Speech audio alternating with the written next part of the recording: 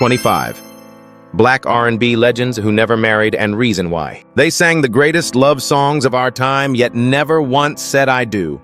Behind the spotlight, behind the platinum records, 25 R&B legends carried secrets, choices that defied tradition and left fans questioning what love really meant to them. Some were bound by fear, others by freedom, and many chose silence until the very end. What could drive icons of romance to walk through life? Unmarried. Was it strength, secrecy, or sacrifice? Stay tuned because their stories will shock you. Don't forget to like, share, and subscribe to Legends of Black Excellence. The truth begins now. Luther Vandross. Luther Vandross remains one of the most celebrated voices in R&B history. Born in 1951 in New York City, he rose from humble beginnings in the Bronx to become a global icon of soul and romance.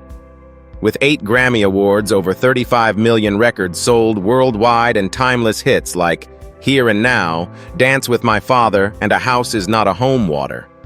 Throughout the 1980s and 1990s, Vandross's career soared, but so did whispers about his personal life. Close friends and music journalists noted that he lived with a constant fear of being outed. In an industry where image was everything, and at a time when homophobia was rampant, particularly against black male artists, being identified as gay could mean the destruction of a career. His audiences, especially the millions of women who adored him, expected a ladies' man, not a secretive bachelor. Journalist David Nathan once said, "His silence was his armor. This armor protected him from judgment, but also isolated him from living openly." The secrecy surrounding Vandross's love life grew heavier as he aged. When Patti LaBelle was asked on Watch What Happens Live in 2017, why Luther never publicly came out, she answered candidly, he didn't want to upset his mother. She may have known, but he wasn't going to say it to the world. Her revelation divided fans. Some felt grateful for honesty. Others saw it as a betrayal of a man who had carefully guarded his truth. Yet it confirmed what many long suspected: his decision not to marry was tied not to a lack of love, but to fear family and a fiercely private personality. For many admirers, Vandross's bachelorhood was not a weakness, but a sacrifice. He poured all his emotion, intimacy, and vulnerability into music instead of a traditional family life. His song, Dance with My Father, which won Song of the Year at the Grammys in 2004, revealed a man deeply tied to love and memory, but also someone who expressed affection through art rather than domestic roles. His passing in 2005 at just 54 years old left behind an incredible legacy, but also a void in the personal narrative. In the end, Luther Vandross remains a symbol of brilliance and mystery, a man who gave the world the soundtrack of romance, but kept his own heart behind closed doors.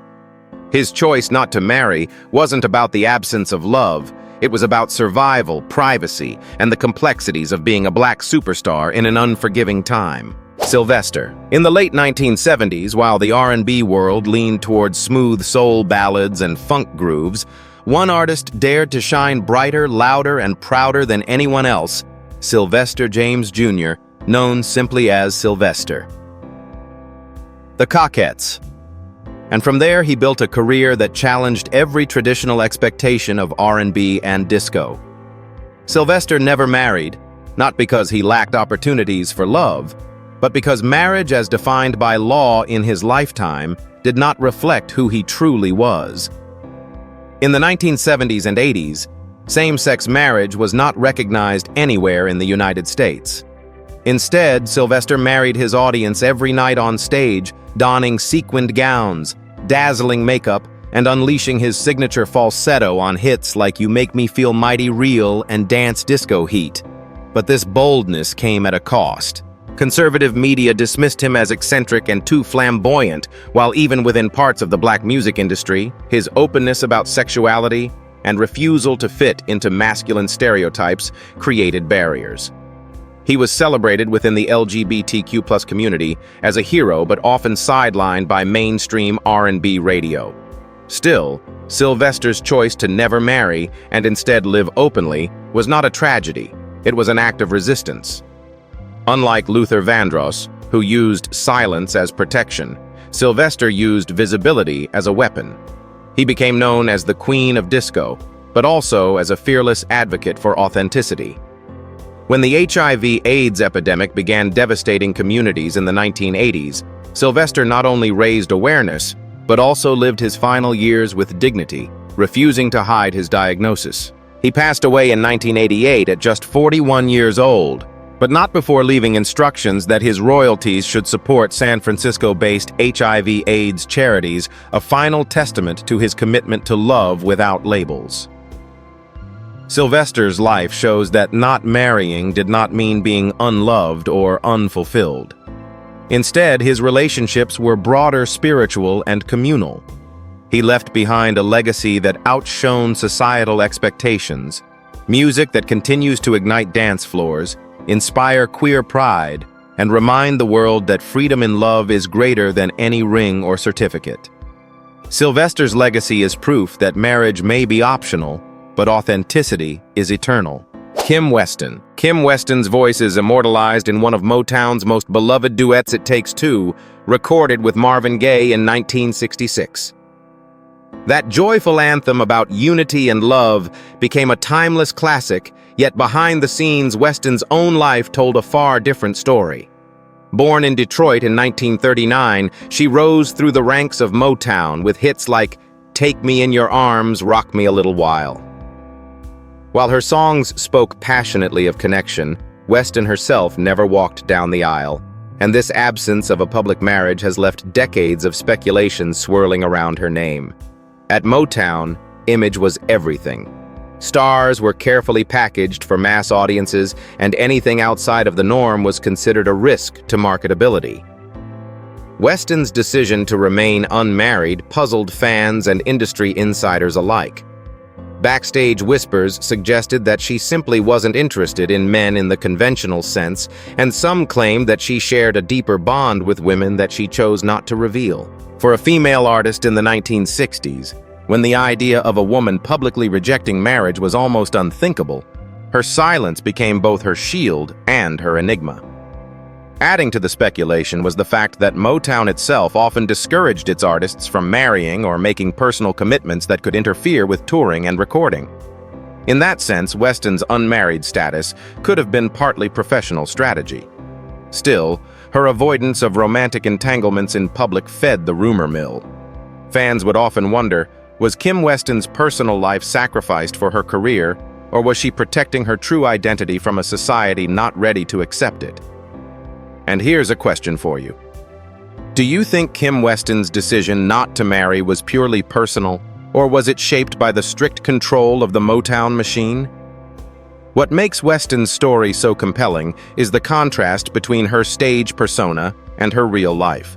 On stage, she embodied passion and romance, singing lines that made audiences believe in eternal partnership. Off-stage, she lived privately without the traditional markers of family life.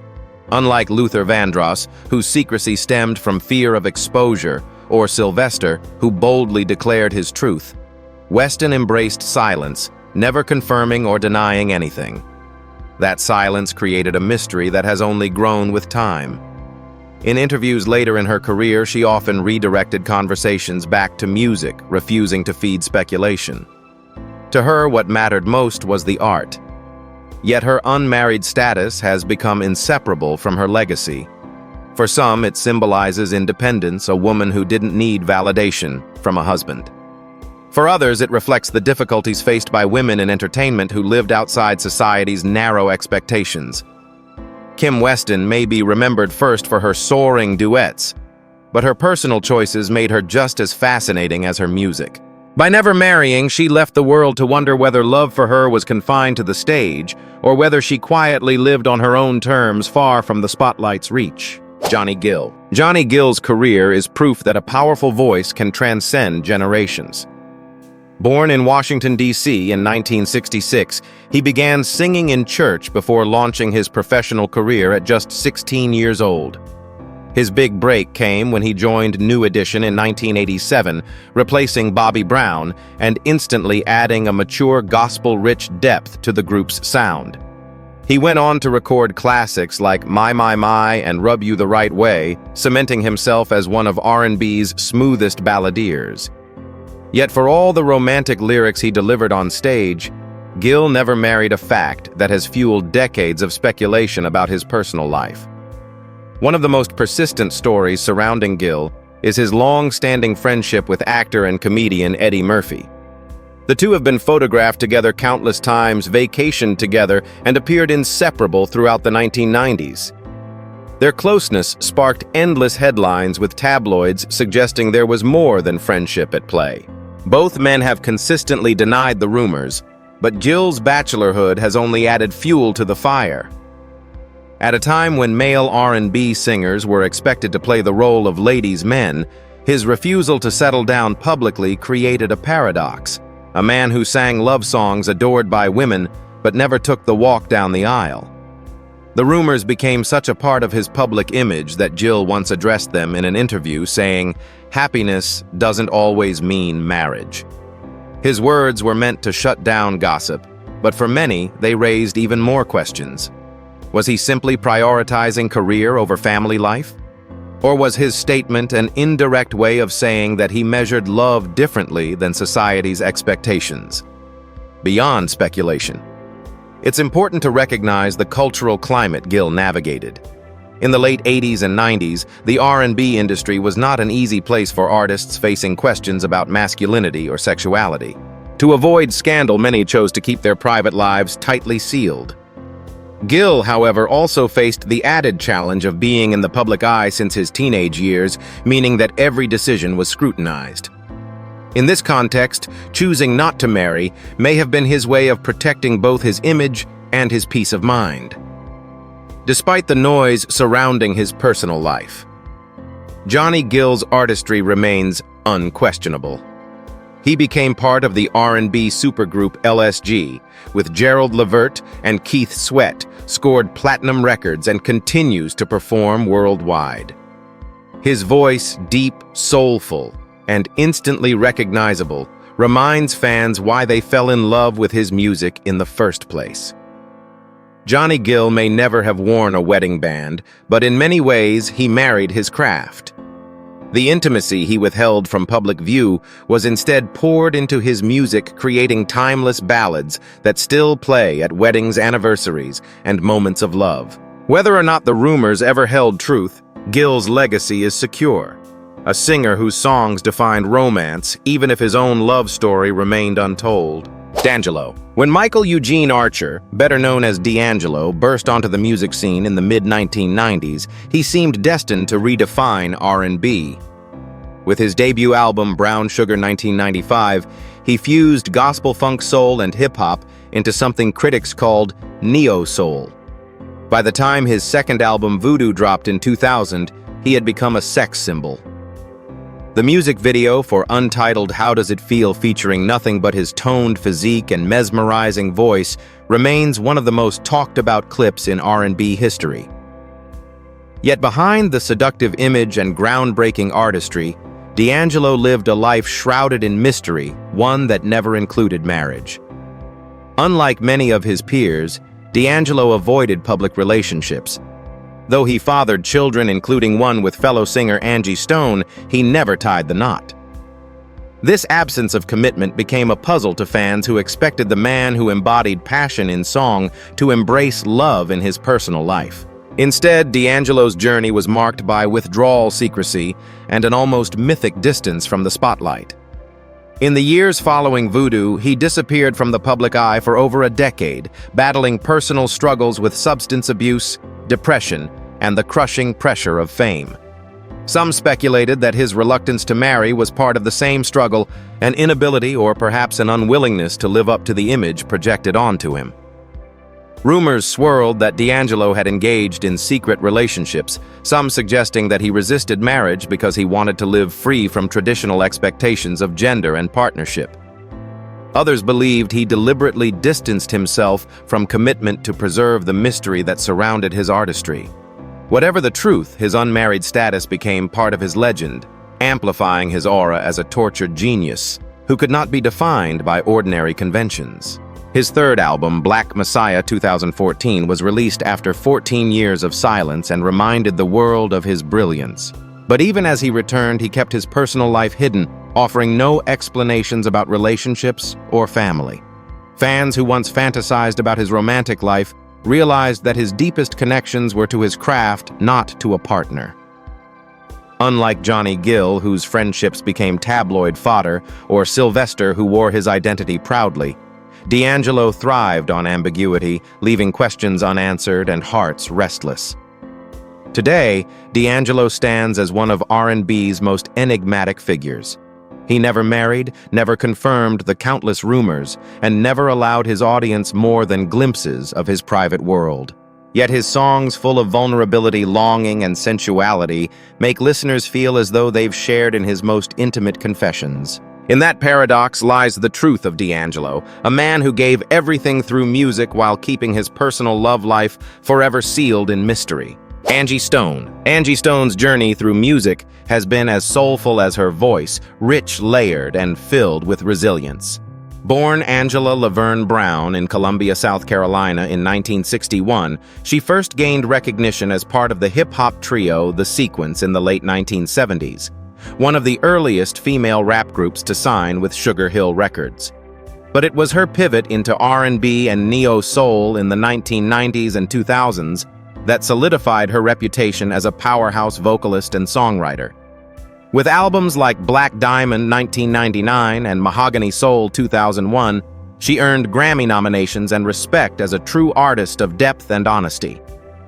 Yet despite her success, Angie Stone never married, a decision that continues to spark curiosity. Her most public relationship was with fellow R&B artist D'Angelo, with whom she shares a son, Michael D'Angelo Archer II.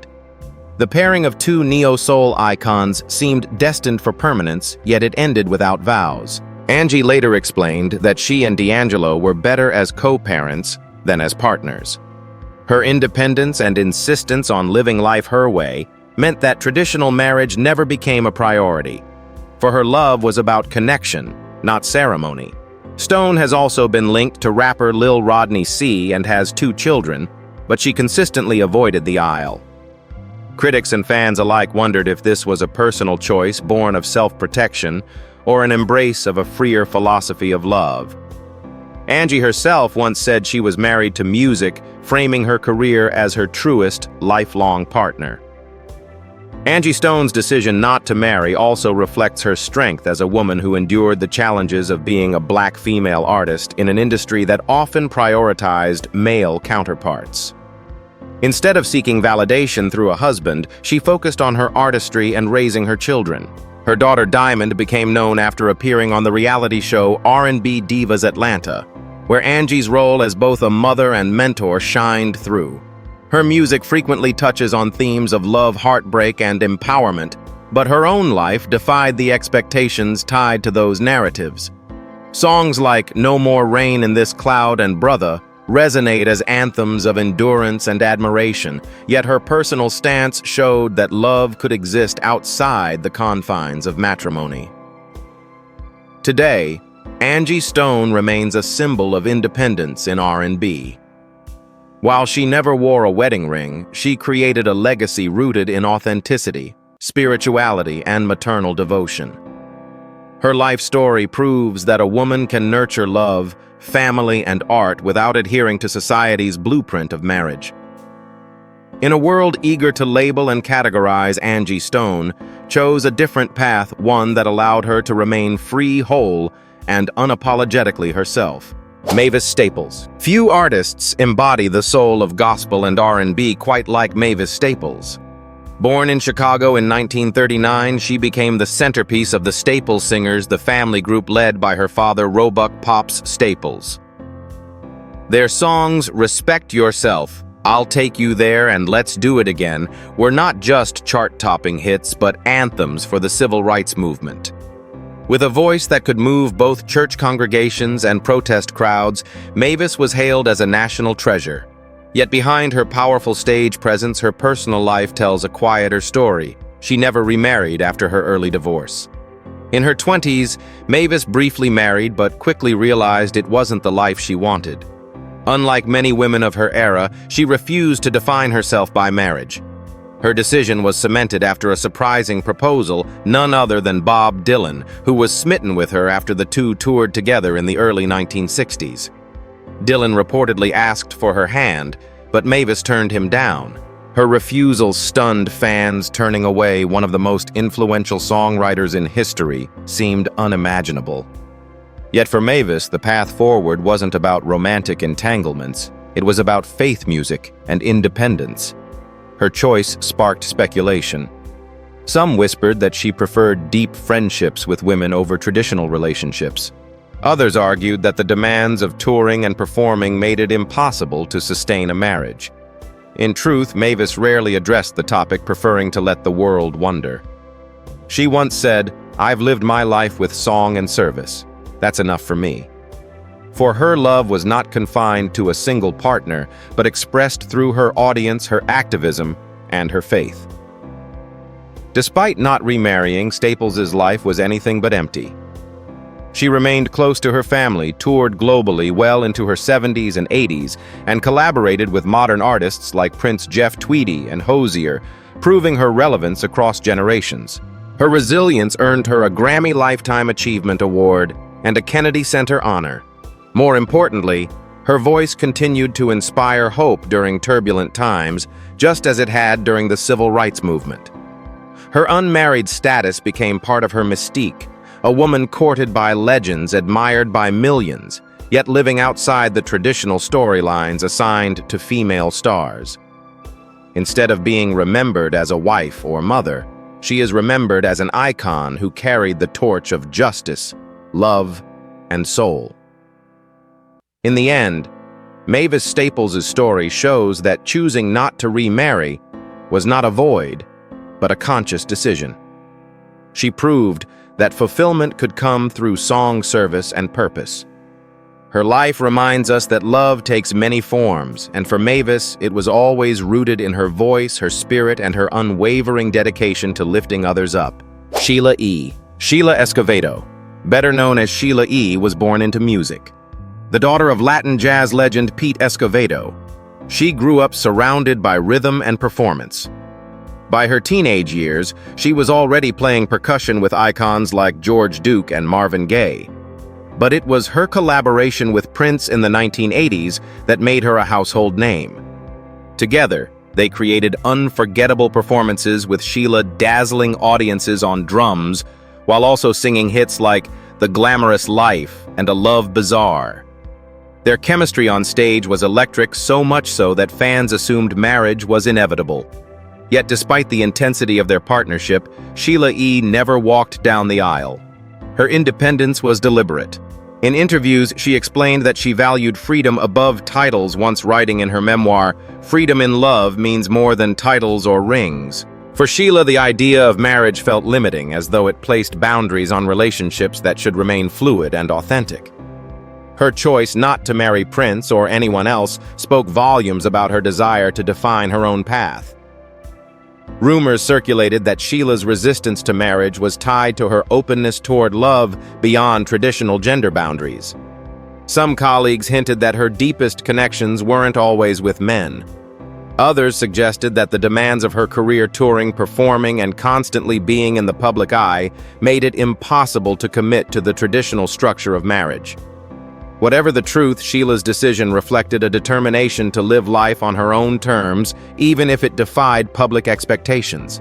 Her artistry flourished precisely because of this independence. Without the constraints of a traditional marriage, she poured herself fully into music, touring worldwide and collaborating with legends across genres.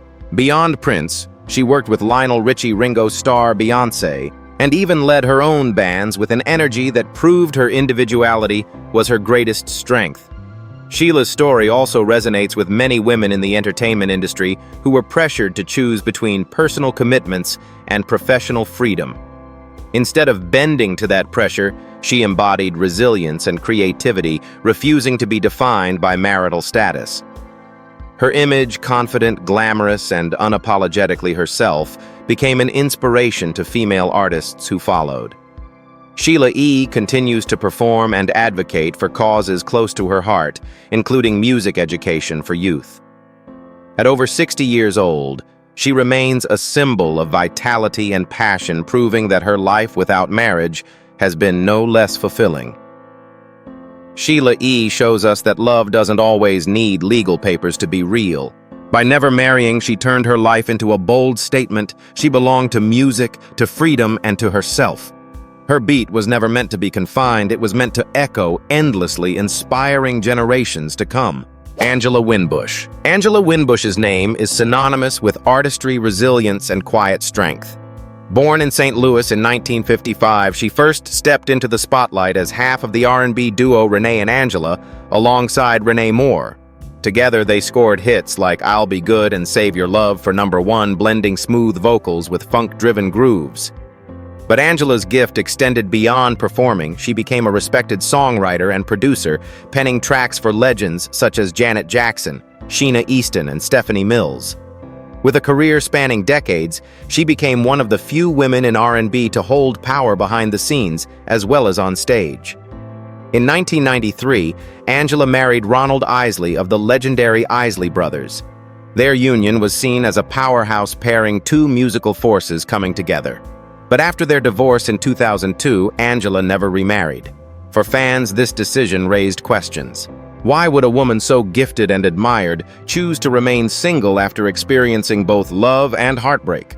Part of the answer lies in Angela's own story of survival. In 2003, she was diagnosed with ovarian cancer, a battle she fought courageously.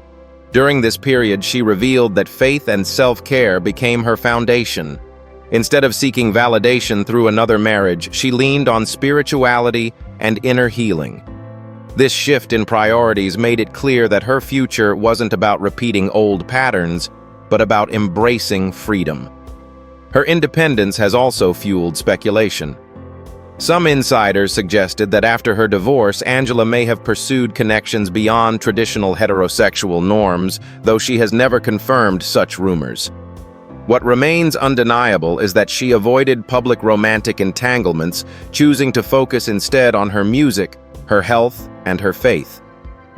Unlike many who thrive on attention, Angela found strength in privacy. Her songs, often infused with introspection and soul, reflected her layered journey. Whether writing for herself or others, Angela captured emotions of longing, resilience, and liberation. Many fans felt her music mirrored her life, powerful, unflinching, and authentic. Without marriage defining her later years, her identity became tied to something greater, artistic depth and survival against odds. Angela Winbush's legacy is not simply that of a singer who chose not to remarry. It is the legacy of a woman who rebuilt herself after love illness and industry challenges. Her decision to remain single transformed into a symbol of independence. By stepping away from the expectations placed upon women, especially Black women in music, she showed that fulfillment could come from faith, creativity, and self-determination. In the end, Angela Winbush's story is not one of absence, but of abundance. Abundance of courage, artistry, and authenticity. Her unmarried status did not diminish her life. It amplified her ability to inspire others by proving that survival and self-love can be more powerful than any wedding vow. Erykah Badu. Erykah Badu, born Erykah Abby Wright in Dallas in 1971, emerged in the mid-1990s as a force that reshaped R&B into what critics soon called neo-soul. With her debut album Baduism 1997, she fused hip-hop beats, jazz undertones, and deeply spiritual lyricism, earning her 2 Grammy Awards and the nickname the Queen of Neo-Soul. Draped in head wraps, incense smoke, and unapologetic mysticism, Badu cultivated an image that was as enigmatic as her music. Yet for all her influence, one detail of her life has remained a defining paradox: she has never married. Her relationships have always captured public attention. She shares a son with Andre 3000 of Outkast, a daughter with rapper The DOC, and another daughter with producer Jay Electronica. Despite being romantically linked to these high-profile artists, Badu consistently rejected marriage, stating in interviews that she didn't believe the institution was for her.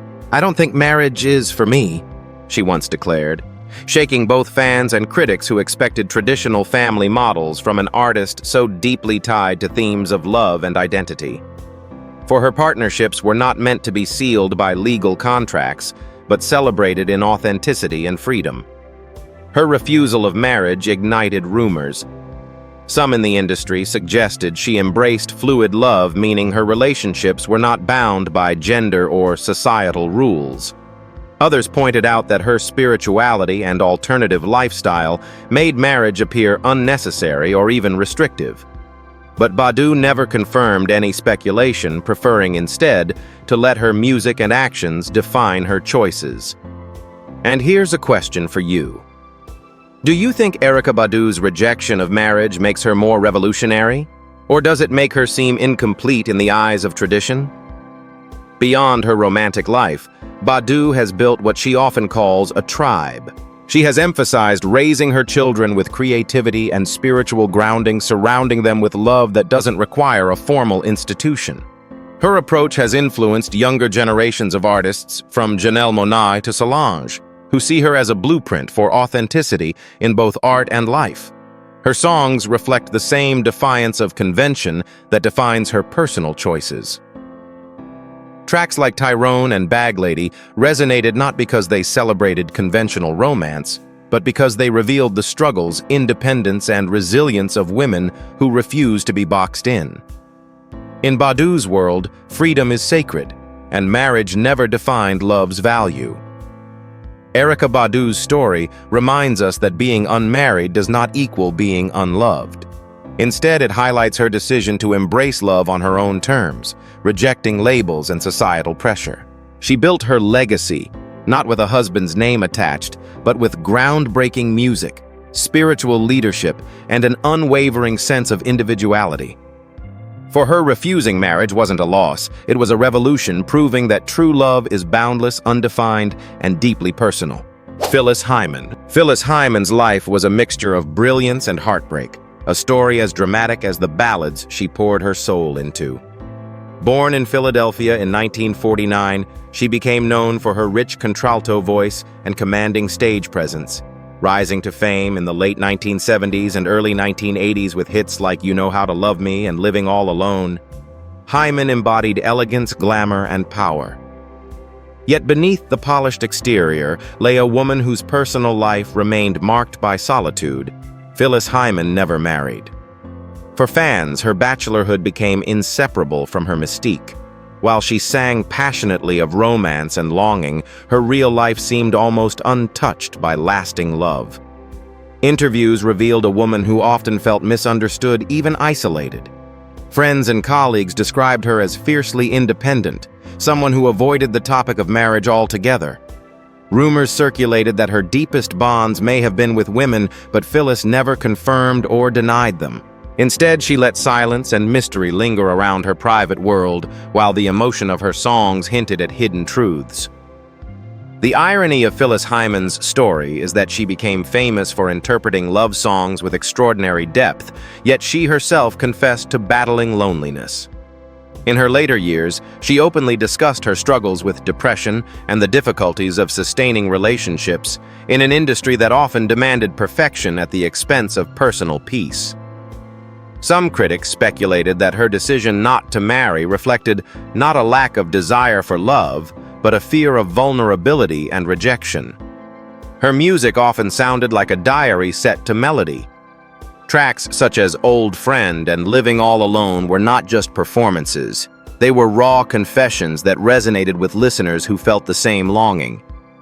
For women especially, Hyman became a voice of strength and sadness, a reminder that one could be dazzling on the outside while battling storms within. Sadly, her battles grew heavier with time. By the early 1990s, her depression deepened, and the absence of a stable romantic partnership seemed to amplify her feelings of isolation. On June 30th, 1995, just hours before she was scheduled to perform at the Apollo Theater, Phyllis Hyman died by suicide at the age of 45. Her death shocked the music world, cutting short a career that had promised even more brilliance. Phyllis Hyman's choice, or perhaps circumstance, of never marrying has become part of her legacy. She showed that love can exist outside marriage, but she also exposed the cost of loneliness in a life lived on stage. Her voice, powerful and haunting, continues to remind the world that behind every song lies a story, and behind her story was a woman who gave everything to music but kept her own heart untouchable. Adina Howard. In the mid-1990s, when R&B was saturated with polished ballads and carefully curated images, Adina Howard burst onto the scene like a storm. Born in Grand Rapids, Michigan in 1973, she introduced herself to the world with Do You Wanna Ride 1995 and its breakout hit Freak Like Me. With bold lyrics and unapologetic sensuality, she defied the traditional expectations of female singers who were often boxed into either wholesome or soulful personas. Adina was neither. She was provocative, direct, and unafraid to push boundaries.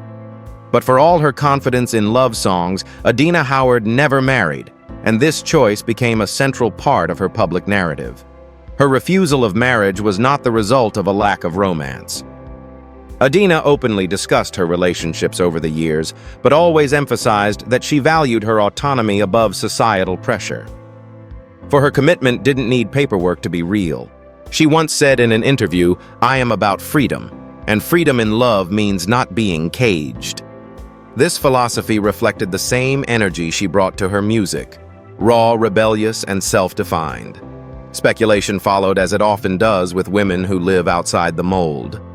Some in the industry suggested she might have explored non-traditional relationships, possibly extending beyond heterosexual boundaries. Others believed that her decision was tied more to career pressures, as her frank sexuality made record labels cautious, limiting her mainstream success. Instead of softening her image for approval, she doubled down, embracing her independence in both art and life. Her story also reflects the challenges of being ahead of her time. In the 1990s, explicit female sexuality in R&B was often seen as dangerous, even career-ending. While male artists could flaunt bravado, women risked being branded as scandalous. Adina bore that weight, but she also paved the way for later artists like Lil' Kim, Nicki Minaj, and Cardi B, who now dominate with unapologetic sensuality. Her personal decision not to marry echoed the same rebellion. She would not be confined by traditional roles of wifehood when her life's mission was to embody independence. Over the years, Adina continued releasing music, including albums like The Second Coming 2004 and Resurrection 2017, proving her staying power. Her influence, particularly as a symbol of sexual liberation, has been recognized by a younger generation who see her as a pioneer. While she never wore a wedding ring, she made her mark in a way that outshines conventional expectations. Adina Howard's legacy shows that refusing marriage is not the absence of love, but the affirmation of freedom. She chose a life defined not by vows, but by voice, a fierce, unfiltered declaration that women can own their truth without compromise. Her story remains one of boldness, independence, and authenticity, proving that love of self can be just as powerful as love for another. Freddie Jackson. When Freddie Jackson's silky voice dominated R&B airwaves in the 1980s, he seemed to embody romance itself. Born in Harlem in 1956, Jackson began as a gospel-trained singer before breaking out with his 1985 debut album, Rock Me Tonight. The record went platinum, and its title track became a #1 R&B hit, with follow-ups like You Are My Lady Jam Tonight and Have You Ever Loved Somebody. He built a reputation as one of the decade's smoothest crooners. Women swooned to his songs, couples played his records at weddings, and radio crowned him the voice of devotion. Yet behind all the lyrics of love, Freddie Jackson never married. The absence of a wife or public partner created a paradox. How could a man whose music defined intimacy live his life without marriage? Rumors swirled quickly with speculation that his private life differed sharply from his public persona. Industry insiders whispered that Jackson was gay, a fact he never confirmed. At a time when being openly queer could derail a career, especially for a black male R&B star, silence was survival. Instead of fighting the rumors, Jackson let them swirl, building an aura of mystery that followed him throughout his career. Jackson's choice to remain unmarried may have been a shield against scrutiny. Friends and collaborators hinted that he kept his real love life hidden deliberately. As one associate once put it, Freddie sang to women, but his heart was someplace the public didn't get to see. This secrecy only fueled curiosity, turning his bachelorhood into a permanent part of his legacy. Despite speculation, what cannot be denied is Jackson's artistry. He won the American Music Award for Favorite Soul/R&B Male Artist in 1988 and scored 10 #1 R&B singles during his peak years. His success was proof that audiences connected deeply with his interpretations of love, regardless of what his personal choices might have been. Still, for fans, the lack of a public marriage partner made his ballads feel even more intriguing. Were they reflections of real romance or carefully constructed performances designed to keep his truth concealed? By the 1990s, as new jack swing and hip-hop-infused R&B took over, Jackson's prominence faded, but his legacy as a balladeer endured. He continued to tour and record, always carrying with him the aura of a man whose greatest commitment was to music. His bachelorhood, whether intentional or circumstantial, left behind questions that will never be fully answered. Freddie Jackson's story reminds us that not marrying doesn't mean never loving. For him, it may have meant choosing privacy, protecting dignity, and leaving his truest self between the lines of his songs. In the end, he remains both a voice of romance and a riddle, an artist who gave everything on stage but kept his heart behind a curtain. Alicia Myers. Alicia Myers may not be the most mainstream name in R&B, but her voice has left a permanent mark on the genre. Born in Detroit in 1957, she began her career with the group One Way before stepping out as a solo artist in the early 1980s. Her debut album, Alicia, 1981, produced the soulful classic, I Want to Thank You, a song that has endured as a spiritual anthem as much as an R&B hit. The track's message of gratitude resonated across generations, and its influence still echoes in gospel and house music samples today. Yet for all her songs about love and devotion, Alicia Myers never married.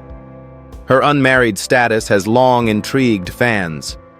While some artists shied away from the subject, Alicia seemed content to let music and faith define her personal life. She often spoke about her deep relationship with spirituality, framing her voice and her success as blessings she felt compelled to honor. Many observers believe that her devotion to faith became her anchor, replacing the need for a husband or a traditional family structure. Rumors naturally followed. In the R&B community, some whispered that Alicia's closest relationships were not with men, but with women she trusted deeply. Others suggested that her decision to stay unmarried reflected her desire for privacy and focus, especially during a time when the industry placed heavy demands on artists. Unlike many of her peers, she avoided scandal gossip and public romances, which only made the mystery around her personal life greater. What makes Alicia's story unique is how it reflects the quiet resilience of an artist who never needed tabloid headlines to matter. While she never pursued marriage, she pursued meaning through faith, community, and music. In interviews, colleagues often described her as warm, nurturing, and deeply connected to her circle of friends and collaborators. These qualities suggested that her life was not empty of love, but simply filled with a different kind of devotion. Her career may not have produced dozens of platinum records, but her songs carried depth and sincerity. I Want to Thank You alone has been sampled and reimagined countless times, including in gospel choirs and dance tracks, proving her voice carries a timeless spiritual energy. For fans, this only reinforced the belief that Alicia's true marriage was to music itself and to the divine inspiration she often credited for her gift. Alicia Myers' unmarried life wasn't a tragedy, it was a testament to her independence. By refusing to conform to expectations, she carved out a legacy of authenticity and soul. Her story reminds us that love does not always wear a wedding ring. Sometimes it is expressed through faith art and a life lived in quiet but enduring grace. Keith Washington. In the early 1990s, Keith Washington emerged as one of R&B's most romantic voices. Born in Detroit in 1960, Washington captivated audiences with his velvety tenor blending soulful passion with refined delivery. His breakout single Kissing You 1991 became an international success, earning him a Soul Train Music Award for Best R&B Soul Single and a Grammy nomination. The track remains one of the era's quintessential slow jams, a wedding favorite that defined romance for a generation. Yet while millions played his songs to celebrate love and marriage, Keith Washington himself never married, leaving fans to wonder why the man who serenaded others into commitment chose bachelorhood for himself. Washington's public persona always suggested intimacy and charm. His music videos portrayed him as the quintessential ladies' man, singing tenderly to women who hung on every word. But behind the image, he kept his private life guarded. Unlike some of his peers, he avoided tabloid scandals and rarely spoke about his relationships. This absence of a visible long-term partner led to persistent rumors. Some fans speculated that he avoided marriage to protect private truths about his orientation, while others believed he simply valued independence over convention. Washington never confirmed or denied the speculation, instead brushing aside questions by saying, "Music is my greatest love." His decision not to marry can also be viewed within the larger context of the R&B industry during the late 80s and early 90s.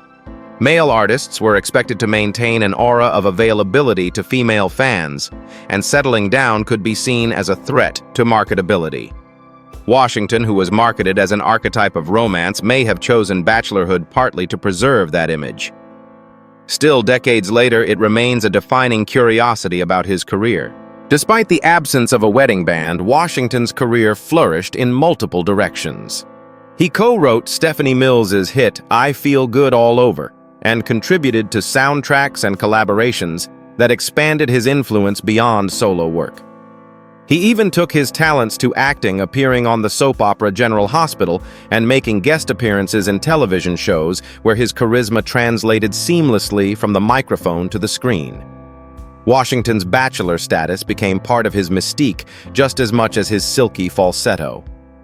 Unlike Luther Vandross, whose secrecy was born of fear, or Sylvester, who defiantly embraced visibility, Keith Washington seemed to exist in the in-between, a man who neither confirmed nor denied choosing, instead to let his music tell the love stories he kept private in real life.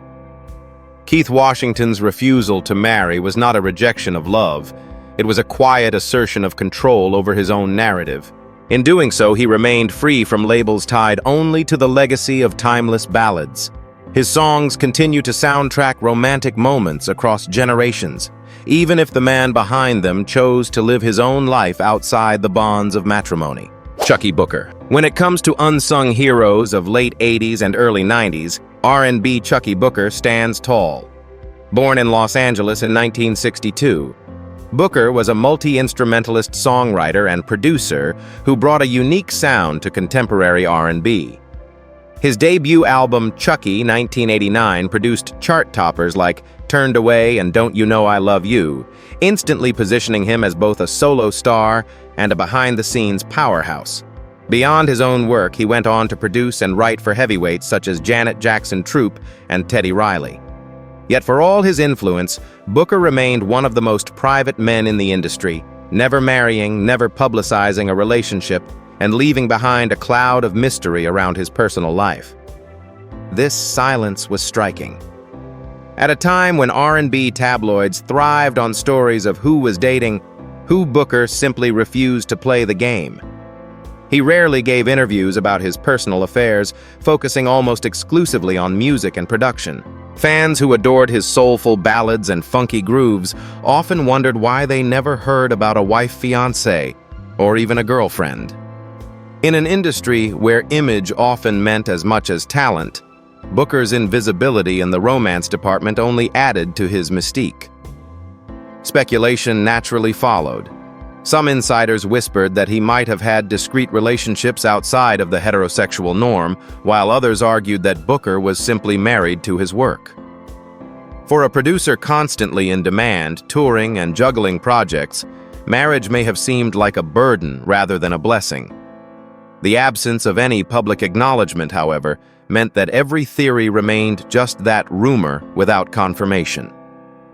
Booker's decision to stay silent about his private life ironically amplified his influence. Unlike Luther Vandross, who struggled with fear of exposure, or Sylvester, who embraced flamboyant openness, Booker seemed content to remain in the background, letting his craft do the talking.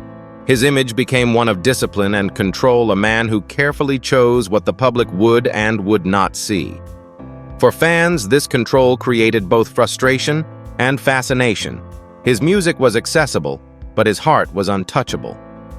His contribution to R&B is undeniable.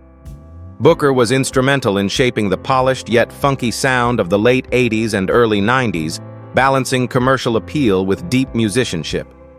Even though he didn't pursue the level of fame, some expected his fingerprints are everywhere across the era's hits. Chucky Booker's life without marriage reminds us that some artists prefer to live in the shadows, channeling all intimacy into their work instead of personal commitments. Whether by choice or by necessity, his bachelorhood became part of his legacy. He remains a symbol of talent wrapped in mystery, a genius whose songs revealed everything while his own love story stayed forever out of reach. Joyce Sims. Joyce Sims may not have had the household name of some of her peers, but in the world of R&B and dance music, she carved out a legacy that remains unforgettable.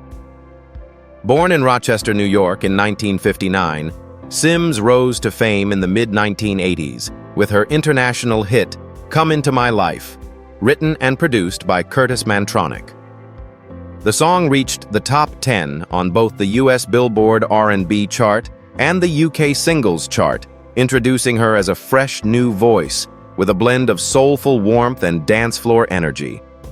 For a period, she was one of the rare R&B singers who found equal success in both America and Europe. Despite her growing fame and romantic lyrics, Sims never married. This absence became part of the puzzle surrounding her personal life. Fans who adored her heartfelt delivery wondered why she never chose the path of matrimony.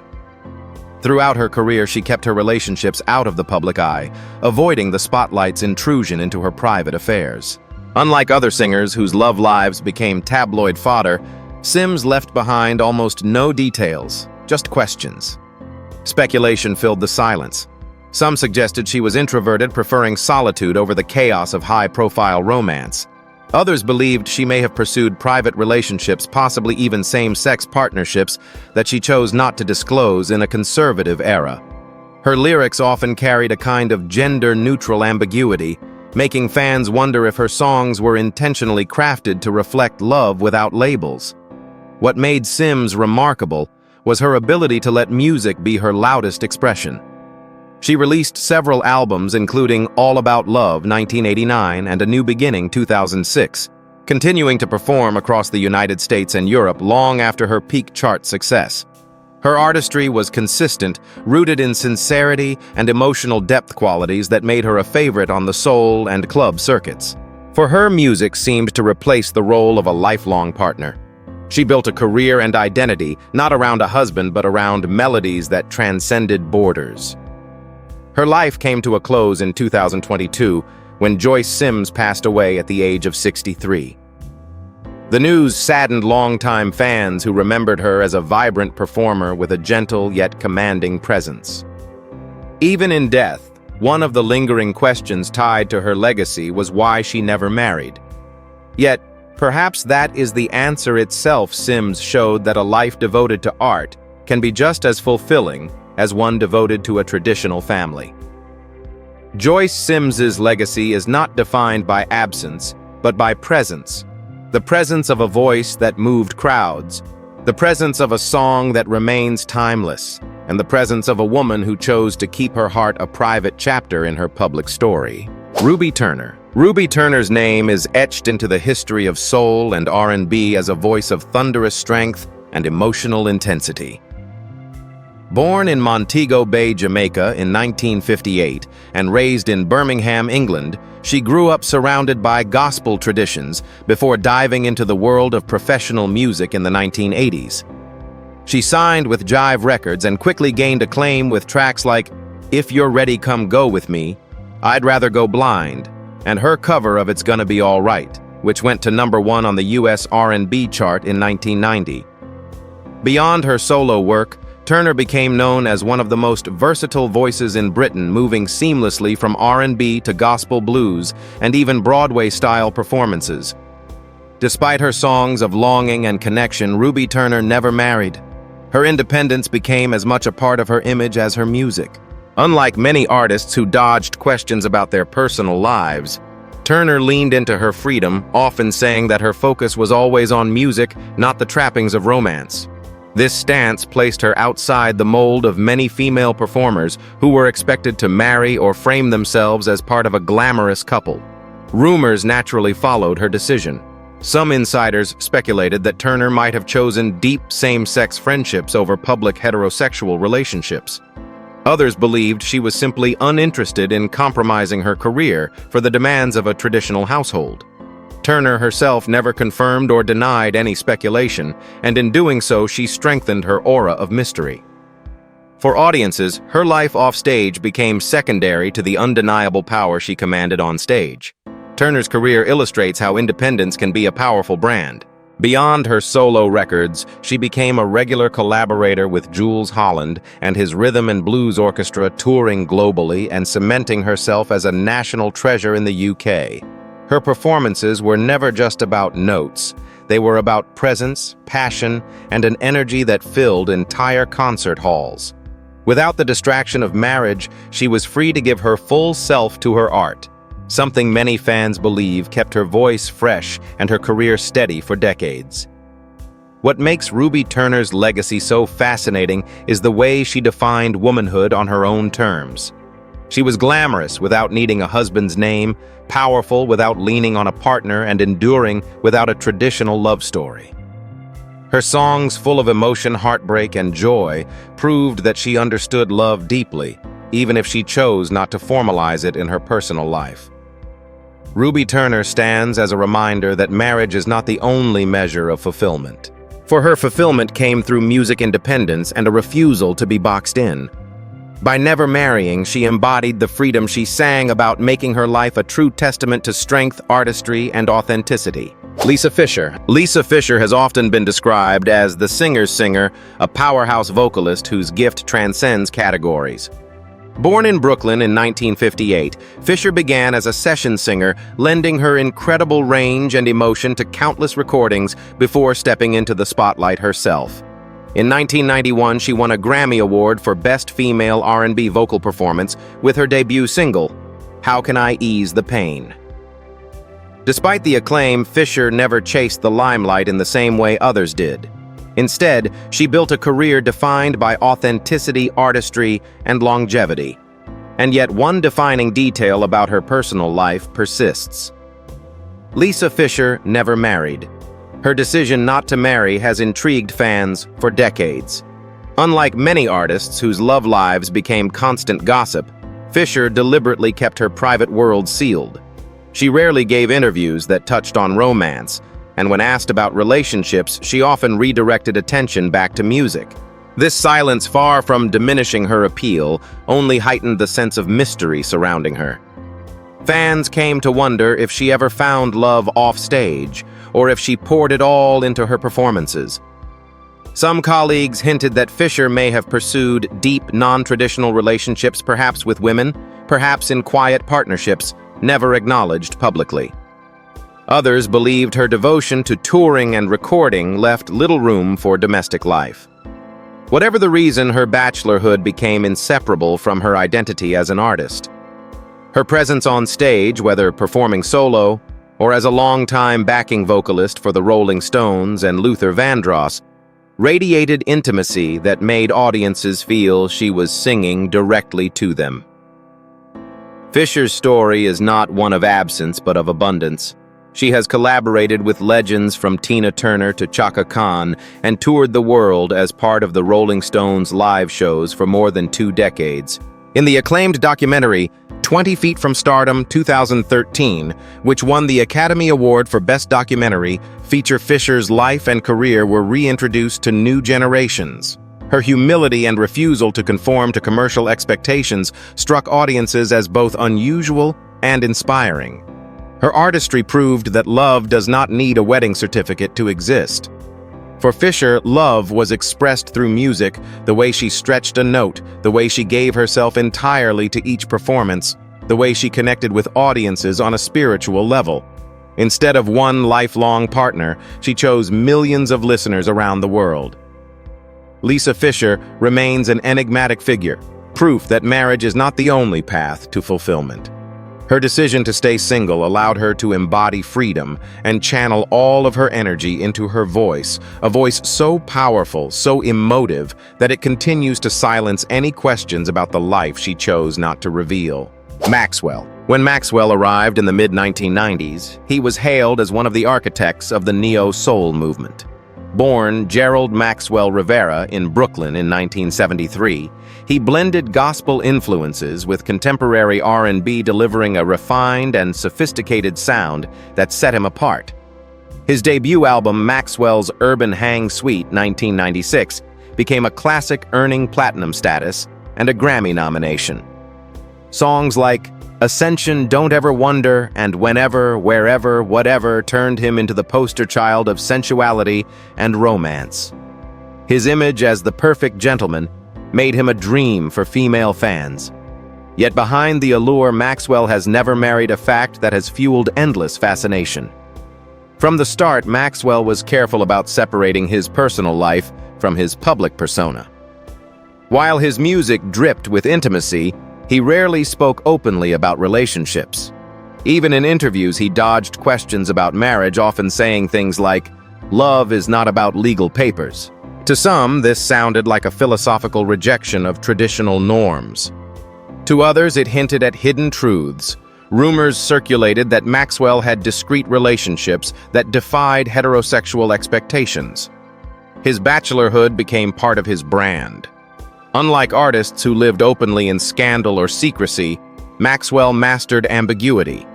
Fans were left wondering, was he protecting his private happiness?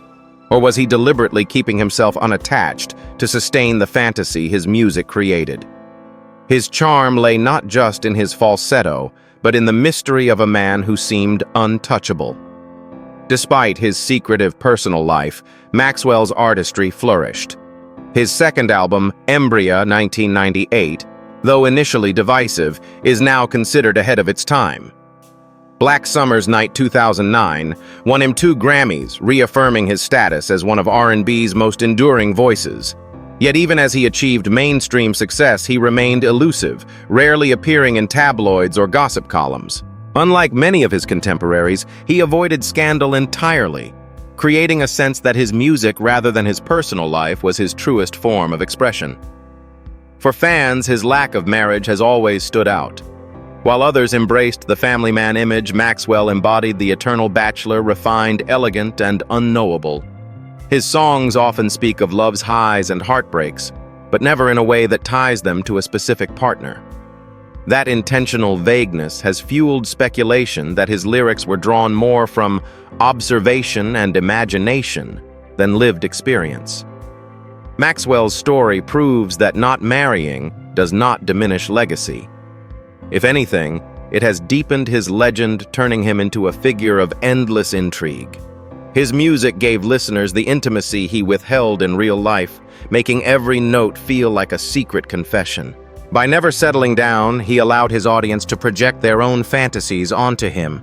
An artist forever in love with the idea of love, but married only to his music. Cherelle. When Cherelle burst onto the R&B scene in the 1980s, she brought a fresh, playful energy that set her apart from the era's ballad-heavy sound. Born Cheryl Ann Norton in Los Angeles in 1958, she quickly found success under the production guidance of Jimmy Jam and Terry Lewis. Her breakout hit, I Didn't Mean to Turn You On 1984, became a defining anthem of sass and flirtation, later covered by Robert Palmer and Mariah Carey. But perhaps her most enduring legacy came from the duet Saturday Love with Alexander O'Neal, a song that captured the magic of weekend romance. Despite her music celebrating love and connection, Cherelle herself never married, and that choice has kept fans speculating for decades. Her independence stood in stark contrast to the image projected in her songs. On record, she played the role of the flirtatious lover or the devoted partner, but offstage, she built a life free from conventional attachments. Cherelle rarely addressed her personal life in interviews, and when she did, she spoke more about music than about relationships. This silence only fueled rumors.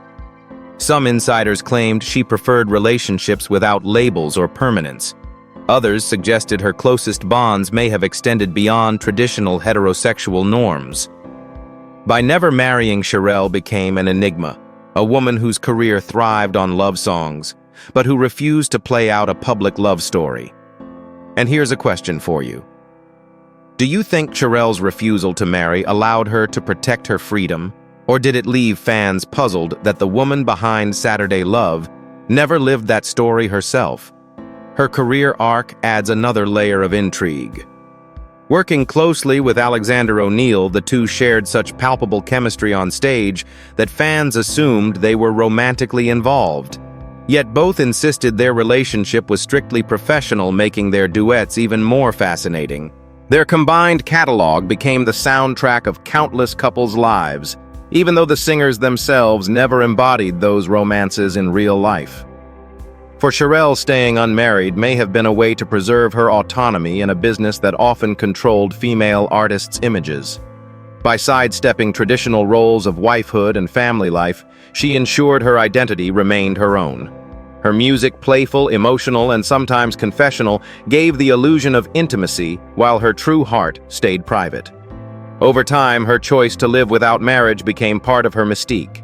Fans continued to debate whether she had hidden relationships or simply preferred solitude.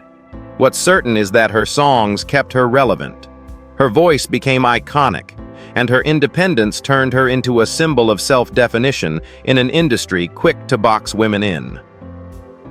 Cherelle's legacy proves that singing about love does not require living a conventional love life. Her refusal to marry was not a denial of passion, but a declaration that her truest romance was with her music.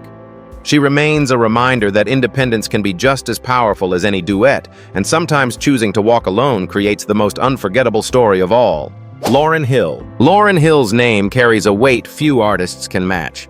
Born in 1975 in New Jersey, she first gained recognition as a member of the Fugees, whose 1996 album The Score became one of the best-selling hip-hop albums of all time. But it was her solo masterpiece, The Miseducation of Lauryn Hill 1998, that solidified her as a cultural icon. Winning 5 Grammy Awards in one night, including Album of the Year Hill, became the face of a new kind of R&B, one that fused hip-hop, soul, reggae, and social commentary with poetic precision. Yet, for all her songs about love, family, and spirituality, Lauryn Hill never married. Her most famous relationship was with Rohan Marley, son of reggae legend Bob Marley. Together, they had 5 children, and Lauryn also has a 6th child from another relationship. Fans long expected a wedding between Lauryn and Rohan, especially given their deep connection and the family they built. But marriage never came. Lauryn herself often hinted that she distrusted institutions that sought to control people's lives, whether governments, record labels, or even marriage. To her, love was real without needing a certificate, and commitment didn't have to be legal to be valid. Her refusal to marry Rohan Marley drew speculation. Some believed Lauryn avoided it because she feared losing herself within the expectations of marriage, while others thought it was part of her broader rejection of societal norms. Her lyrics, especially in songs like To Zion, celebrated motherhood and love without ever suggesting that marriage was necessary. Her personal life was as unconventional as her music. After her meteoric success, Hill stepped away from the spotlight, retreating into a more private spiritual existence.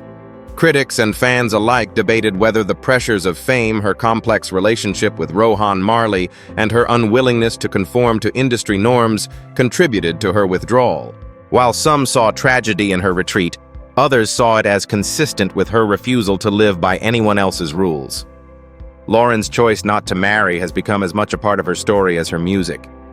It reflects her broader philosophy that love, creativity, and motherhood can flourish outside traditional frameworks. She raised her children on her own terms, maintained her independence, and left the institution of marriage behind as something she never needed to validate her life. Her legacy, therefore, is one of both brilliance and mystery. Lauryn Hill proved that a woman could be a mother, an artist, and a revolutionary voice without conforming to expectations of marriage. Her music remains timeless. Her decisions still spark debate, and her life continues to inspire those who value freedom over conformity. For Lauryn Hill, the greatest vow was not to a partner, but to herself, her children, and her truth. Michelle Ndegeocello. Few artists embody defiance of convention as boldly as Michelle Ndegeocello. Born Michelle Lynn Johnson in 1968 in Berlin, Germany, and raised in Washington, D.C., she grew up in a military family before carving her own path in music. By the early 1990s, she was breaking boundaries with her genre-bending sound fusing R&B, funk, jazz, reggae, and hip-hop.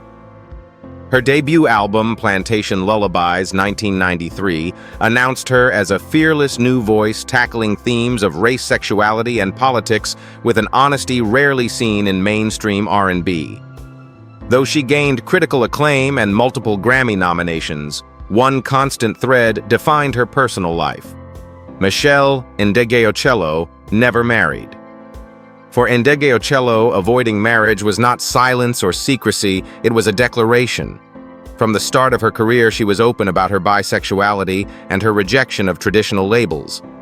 In interviews, she dismissed marriage as an unnecessary institution, one that historically limited women's freedom. She believed love should be fluid, chosen freely, and never forced into contracts. This bold stance in the 1990s, when very few Black artists openly discussed queerness or non-traditional relationships, made her both controversial and revolutionary. Her refusal to marry also fit perfectly with her artistry. Just as she blurred genres in music, she blurred boundaries in love. Fans and critics admired how her songs carried gender-neutral lyrics, speaking to lovers without ever boxing them into roles. For some, her bachelorhood became a symbol of artistic and personal liberation. For others, it raised uncomfortable questions about society's obsession with defining people's private lives. Her career trajectory reflects both realities. While she never achieved the commercial superstardom of peers like Mary J. Blige or Lauryn Hill, she built a fiercely loyal following. Her collaborations stretched from John Mellencamp to Madonna, and her fingerprints can be found across multiple genres.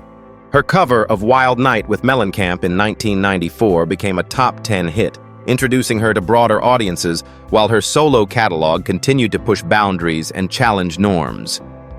Beyond music, Ndegeocello became an icon for the LGBTQ+ community, particularly for Black queer representation in R&B and soul. Her courage to live openly without apology gave visibility to identities often erased in mainstream narratives. Not marrying wasn't a void in her story. It was a deliberate rejection of a system she viewed as outdated and unnecessary for love's validation. Michelle Ndegeocello's life and career remind us that marriage is not the only measure of intimacy, stability, or worth. For her, love was infinite, shifting, and impossible to confine. By choosing not to marry, she embodied the same freedom her music radiated, proving that authenticity, not tradition, is the highest vow an artist can make. Tevin Campbell. Tevin Campbell's career is one of the most fascinating in R&B history. Born in 1976 in Waxahachie, Texas, he was a child prodigy with a voice that could silence a room. At only 12 years old, he caught the attention of Quincy Jones, who featured him on Tomorrow, A Better You, A Better Me in 1989. Soon after, he signed to Warner Brothers and released his debut album Tevin, 1991. By the time he was 15, Campbell was already a Grammy nominee with hits like Tell Me What You Want Me to Do.